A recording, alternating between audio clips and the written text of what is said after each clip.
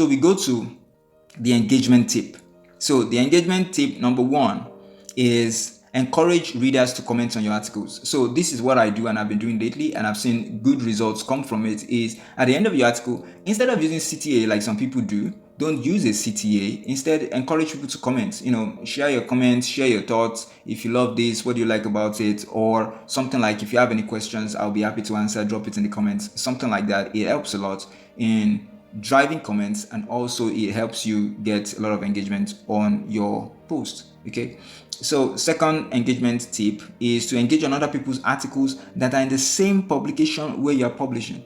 So when you publish, before, after, the publications that you publish most frequently in, regularly go there, look at the stories that are published, read whichever ones that interest you, and engage on it.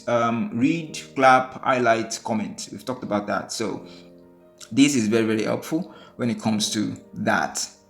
Engagement tip number 3, be interesting. And this is very, very important, because nobody can help you if you are not interesting. Just if your stories are not interesting, if your articles are not interesting, then it's not worth anything. It's not worth anything of value to the reader. So that is something that you keep at the back of your mind. Being interesting, write about interesting things. So if you say, okay, I'm not interesting, I'm a boring person, what do I do in that case? It's, you find something that's interesting and you write about it. You write from your own perspective about something that is interesting, or you write interesting perspectives on boring things. If you say, oh, there's nothing interesting that I know and I am not interesting, then pick an interesting perspective and write about it, of something boring that a lot of people know and care about and can relate to. So that is engagement tip number 3. Engagement tip number 4, write reasonable comments. Never use AI, and this is very important. Don't use AI to write. Don't use AI to, when it comes to writing on Medium, avoid AI at all costs. Don't use AI to write. Don't use AI to write comments, because it's just it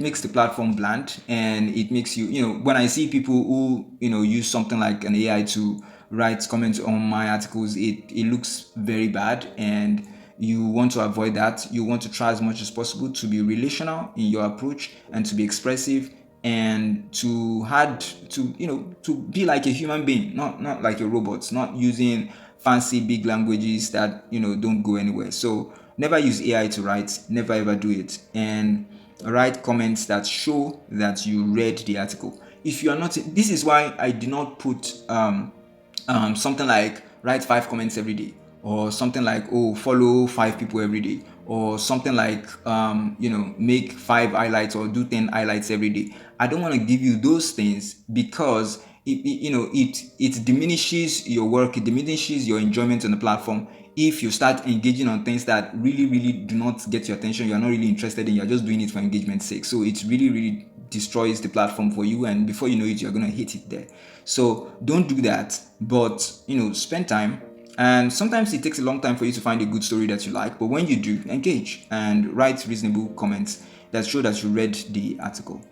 And engagement tip number 5, get involved in the Medium community events. Now, the Medium community, they do all kinds of events. I think they have one that's called the Medium Day or something like that, and there are all kinds of, they come up with all kinds of events and all kinds of things like that. So it's good for you to engage whenever you have the opportunity to engage with that. I don't do a lot of that, but I know a couple of people who do a lot of that, and I think it helps. What I would say is, I don't listen to whatever, and one of the reasons why I don't like to participate in things like this, the community stuff, is because I don't listen to what they say. I don't want to listen to what they tell me. I want to, I don't want to go with that bias. I like to figure things out on my own. So one of the reasons that I've had success on the platform is because I don't listen to what they say. I don't listen to what the CEO of Medium says. I try things on my account and see what works. So that's very important for you to know.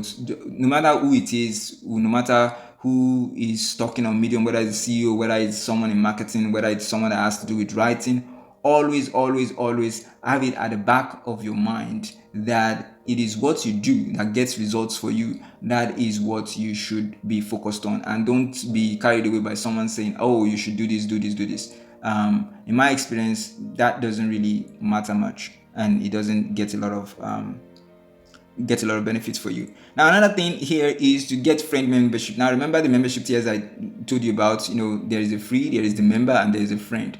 Now, this is something I have an hypothesis about, so it's not proven yet, but I've seen that people who have a friend membership have more engagement on their stories than people who are in the ordinary member subscription. So I have seen that they have more engagement on their stories and they earn more money. So I know people, for example, who have more followers, who have way less followers than me, who are in the friend membership, who make more money and who get more engagement on their articles. So that's an hypothesis. That is something I've noticed. I've not proven it yet because I've not, done an A/B test which is conclusive. But from what I've seen so far, it is a factor. It is a factor. I think so. So just keep that at the back of your mind as an engagement tip.